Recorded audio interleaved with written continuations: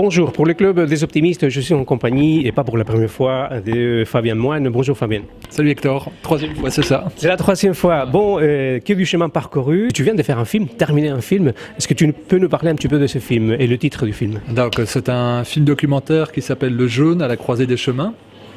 Donc comme son titre principal l'indique, ça va être un film sur le jeûne sous tous ses aspects. C'est pour ça que je l'ai appelé à la croisée des chemins, c'est-à-dire qu'on rencontre tous les aspects du jeûne, que ça soit spirituel, religieux, que ça soit diététique, que ce soit thérapeutique, que ce soit du jeûne au repos, que ce soit le jeûne actif. Et puis aussi à la croisée des chemins, c'est une invitation à la réflexion de dire, avec toutes ces infos qui émergent sur le jeûne, qu'est-ce qu'on en fait? Quelle position on prend? C'est une pratique sectaire, c'est dangereux, c'est bon pour la santé, c'est thérapeutique. Donc on est à la croisée des chemins avec toutes ces informations, ces réflexions. Et puis quelque part, je voulais faire un état des lieux avec ce documentaire-là, présenter plusieurs façons de jeûner. Plusieurs personnes qui parlent du jeûne, des nutritionnistes, des médecins, des pharmacologues, des pharmaciens, des biologistes, des jeûneurs eux-mêmes. Et puis avec tous ces propos-là, pas proposer une vérité, pas proposer une réponse, mais de proposer une réflexion aux spectateurs. Voilà, qu'on devienne acteur, c'est ça. Qu'on puisse réfléchir. C'est ça, le but, c'est d'amener les gens à la réflexion. C'est pour ça qu'il y a un parti pris aussi visuel et esthétique, c'est-à-dire avec des temps de pause, avec de la musique, avec des beaux paysages inspirants. Et puis ces temps de pause-là sont faits pour réfléchir sur ce qui vient d'être dit par les personnes, ou par la voix off que je représente dedans. Il y a des pistes, il y a des suggestions, mais il n'y a jamais d'emprisonnement dans le discours. J'ai essayé d'être pas dogmatique, j'ai essayé de ne pas faire parler des gens dogmatiques non plus. J'ai fait parler plutôt des passionnés, des experts, des jeûneurs avec leur fraîcheur, pour tenter de délivrer un message qui est qu'est-ce qu'on fait au-delà de nos idées reçues, qu'est-ce qu'on fait au-delà de nos peurs, ce qu'on fait au-delà de nos emprisonnements, je dirais contextuels, parce que le jeûne pour un musulman c'est le ramadan, il connaît ça par cœur. Pour un chrétien pendant le carême, il appréhende ça aussi. Pour un hindou, il l'a de plusieurs manières. Pour quelqu'un qui a des parents naturopathes, il a sans doute déjà pratiqué, mais pour beaucoup de gens c'est l'inconnu, c'est la peur, c'est des a priori et c'est peu d'informations. Donc le but c'était d'amener les gens à la réflexion et à la connaissance. Fabien, ce projet a commencé tout petit. En fait, tu n'avais pas du tout en tête de faire un film de 1h30 avec des musiciens, avec des drones, etc. C'était un projet perso. Au départ, ça devait être un maximum à 52 minutes qui était plus tourné vers Désiré Mérien, le jeune hygiéniste. Évidemment, pas de musique avec des compositeurs, pas de drone comme tu l'as dit, et puis le fait c'est toujours pareil, de se mettre en mouvement, d'initier des choses rend accessible des choses auxquelles on pensait pas ou qu'on pensait pas possible concrètement. Et c'est la volonté de chacun, puis aussi je dirais une campagne de financement participatif qui a très bien marché, pour laquelle il y a eu plus de 300 donateurs et plus de 20 000 euros récoltés qui ont permis d'investir dans du matériel, de prendre du temps, de se déplacer, et puis de présenter 20 personnes à l'image, ce qui n'est pas rien, d'aller aux quatre coins de la France, de recourir au service d'un pilote drone pendant 2 jours, de recourir à des musiciens, à des compositeurs, à 3 compositeurs, à des musiciens professionnels, à enregistrer en studio, mixer en studio, et puis avec quelque chose qui est de qualité, à mon avis, professionnelle. Et puis le projeter en salle. Et puis cette participation, on la doit à quoi? Parce qu'il y a beaucoup de monde qui t'y connaît, parce que tu as déjà vu beaucoup de monde dans ton métier de naturopathe, ou est-ce que parce que le projet en lui-même, c'est quelque chose qui, on attendait plus ou moins, ou qui attire l'intérêt des personnes? Je pense que c'est les deux. C'est vrai que quand je regarde les donateurs du financement participatif, c'est beaucoup de gens. Ce qui m'a touché le plus, c'est beaucoup de gens qui ont jeûné avec moi. Donc j'ai déjà encadré plus de 300-400 jeûnes. Et beaucoup se sont manifestés pour faire des dons ou aider à trouver des salles pour des projections. C'est vrai que autour de Besançon, j'ai reçu 3000 personnes, donc ça fait beaucoup de consultations. Alors j'ai pas 3000 personnes, mais peut-être avec les doublons, peut-être, je sais pas, 2000 personnes. Donc ça fait beaucoup de gens qui me suivent. J'ai autant d'abonnés sur ma newsletter. Il y a 14 000 personnes qui me suivent sur YouTube, à travers les causeries que je peux faire. les conférences que j'ai données, beaucoup en Franche-Comté. Franche-Comté et un peu partout, oui, c'est vrai. Il y a La Réunion. Oui, Guadeloupe, Taïwan, l'Algérie, la Suisse, non pas la Suisse, différents endroits.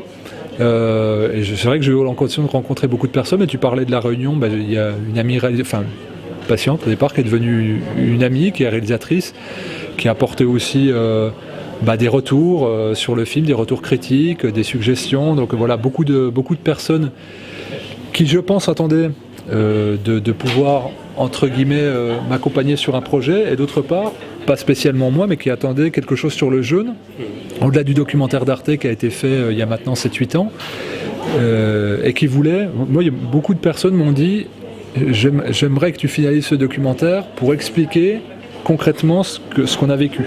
Et ça, c'est quelque chose que j'ai entendu très très souvent, c'est de dire, nous, c'est notre voix, si on n'est pas crédible, si on ne sait pas l'expliquer, un documentaire, ça nous aiderait, parce que c'est des gens qui ont vécu quelque chose d'assez fort pendant leur jeûne, alors avec moi ou sans moi, mais qui avaient besoin d'un support, plus que le livre, parce que les livres, ça fonctionne moins bien que la vidéo, c'est pas aussi ludique, pas aussi parlant, et donc il y avait cette double attente là, et je pense que ça a été rendu possible beaucoup, et puis sans compter le fait que on a des moments où on est des courageux, il y a des moments où on est fatigué. Quand on a ces retours-là, ces participations actives-là, directes ou indirectes, ça motive. Et donc ça, autant l'effort financier que la proposition, que le soutien moral, a rendu le film possible. Alors Fabien, je ne connais pas trop le jeûne, j'ai jamais jeûné, je sais à peu près à quoi ça sert, donc je voulais te demander, j'ai en tête de lancer un défi, donc un défi personnel, un défi aux personnes qui vont nous voir et nous écouter, c'est de jeûner. Alors, quel est le minimum ? Est-ce qu'on doit être accompagné si on fait une journée ? Alors, si tu veux lancer un défi, il pourrait y avoir plusieurs formes. Déjà, c'est de se mettre un petit peu au challenge par rapport à son habitude normale, comme toi. Tu n'as jamais jeûné, mais en même temps, je te connais un peu, parce que les premières fois où on avait parlé, c'était sur la cure de raisin. Et je sais que tu es un grand adepte de la cure de raisin, donc tu as un peu d'expérience. Donc, je te dirais, tu peux te lancer, même pas sur une journée au jus, tu peux te lancer sur une journée à l'eau. Après, je ne connais pas les gens qui sont derrière, mais c'est de se mettre un petit peu au challenge. Si on fait 3 repas par jour et si on grignote, c'est de dire, tiens, je vais faire un jeûne intermittent. Jeûne intermittent, c'est de jeûner 16 heures par jour, donc de boire de l'eau que pendant 16 heures.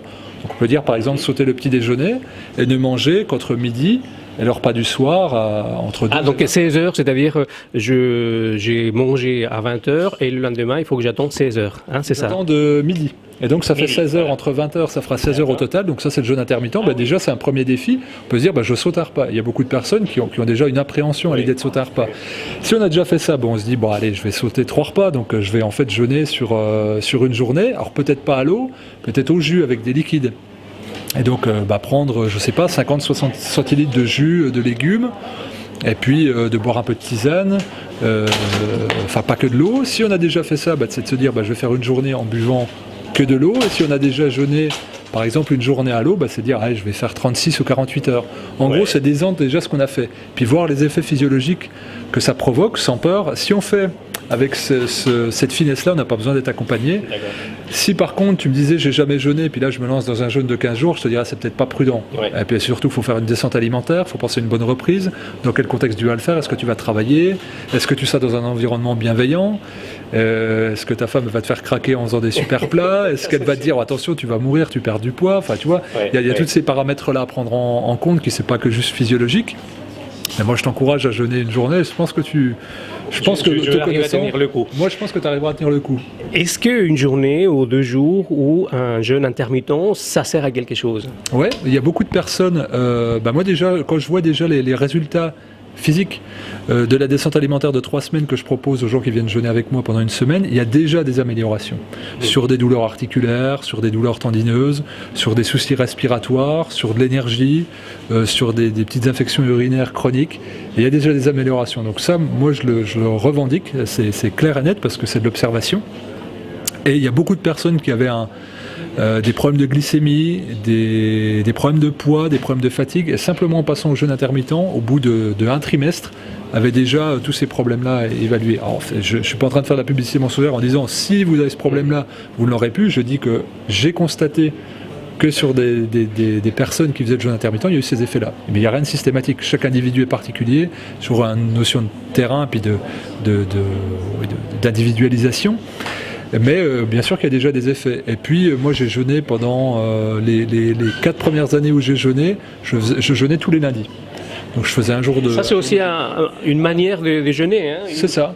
Si on regarde dans la religion chrétienne et juive, au départ, il y avait 2 jours de jeûne hebdomadaires. C'était le mardi et le jeudi, et le mercredi et le vendredi. Ça a évolué avec le temps.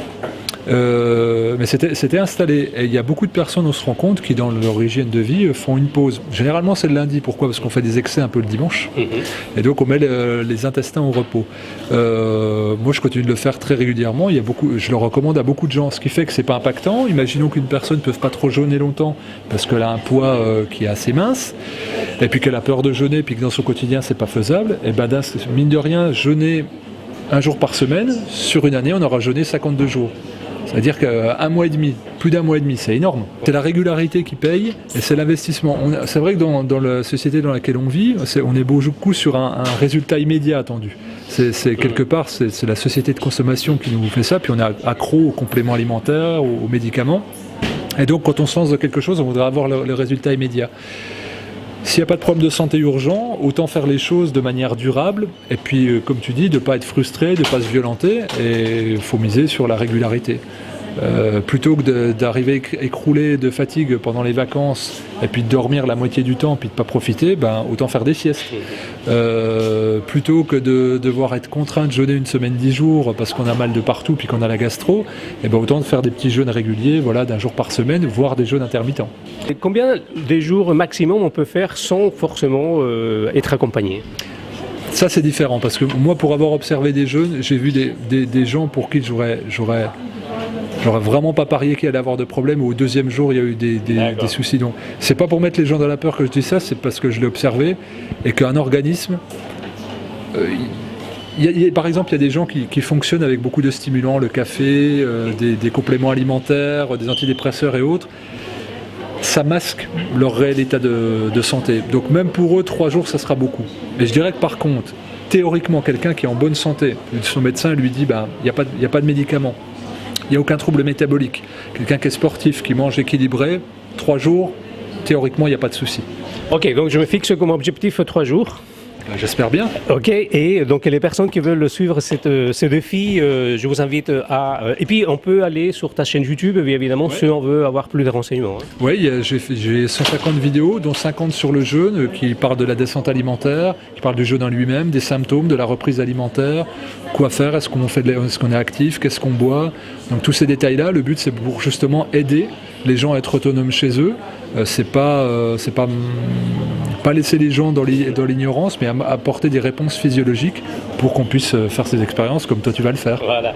On va faire une sorte de bilan, bien évidemment, à travers les réseaux sociaux, et on va se voir le 8 avril. Et pourquoi le 8 avril ? Parce que le 8 avril, ici même, il y a la projection du film documentaire, donc Le jeûne à la croisée des chemins, donc à 20h, au Mégarama du centre-ville, rue Courbet, qui sera suivi d'un débat où je serai présent avec le directeur de la photographie aussi du film, et puis où j'inviterai les gens à témoigner de leur expérience de jeûne, puis évidemment partager sur le contenu du film.